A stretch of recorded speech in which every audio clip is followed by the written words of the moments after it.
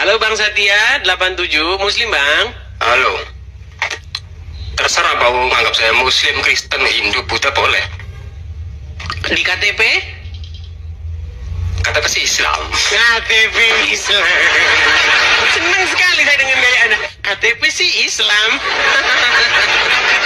Iya, tapi terserah mau menganggap saya Hindu, Buddha, Kristen, terserah. Enggak, gini maksud saya, kenapa Anda kok seperti putus asa gitu loh? KTP sih Islam. Seolah-olah Anda tidak seolah-olah Anda tidak menganggap diri Anda seorang Muslim, itu gimana? KTP itu nggak penting, label di KTP itu nggak penting bagi saya. Oke, kalau begitu Anda merasa Islam nggak? Merasa Islam?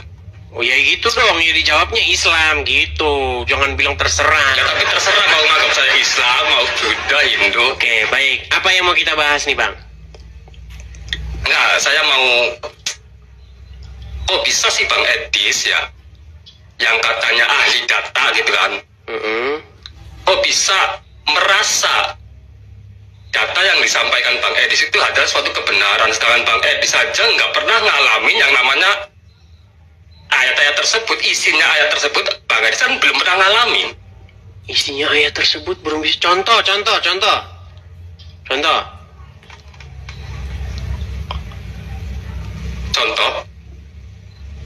Ya silakan contohnya gimana Bang Edis? Lo kok priwek sih Son?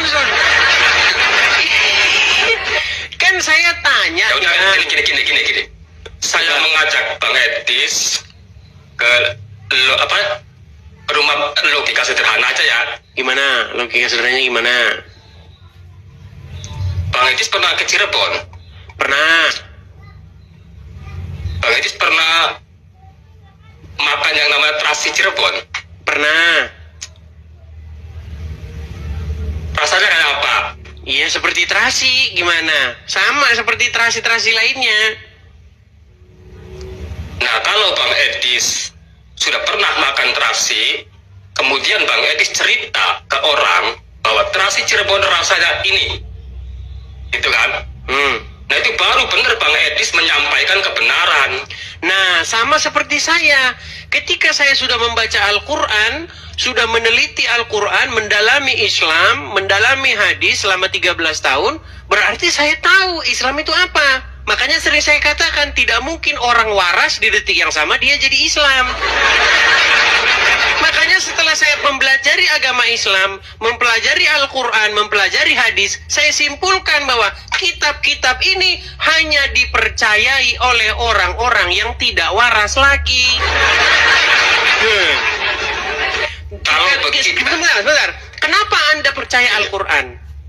Anda percaya Al-Quran karena Anda tidak pernah tahu isinya. Kalau Anda tahu isinya, pasti Anda akan segera meninggalkannya. Mau bukti? coba. Oke, sekarang menurut ajaran agama Islam, menurut literasi hadis, asal usul kucing dari mana?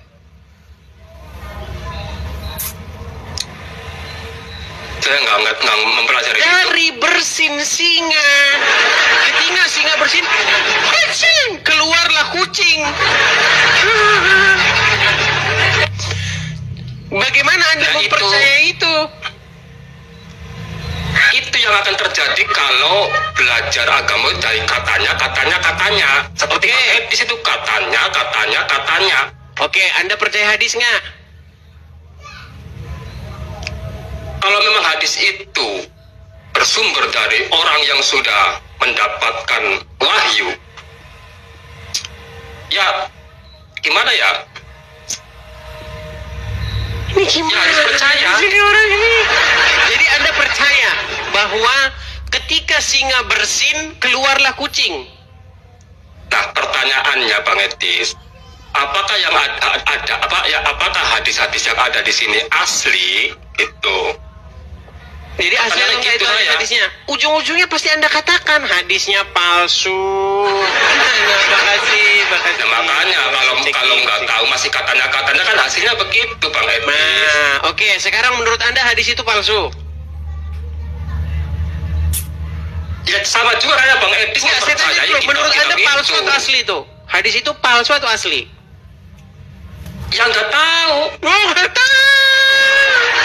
Makanya saya bilang sama Anda, mustahil Anda Islam di detik yang sama Anda mengerti agama Islam. Alasan Anda Islam adalah karena Anda tidak tahu Islam itu apa. Ketika Anda dapati Islam itu apa, Anda akan meninggalkannya. Gimana? Udah, Setia, saya berharap kamu belajar dulu agama Islam lah sebelum kamu mengadakan diskusi dengan saya. Ya, kamu nggak tahu apa-apa soal agama Islam.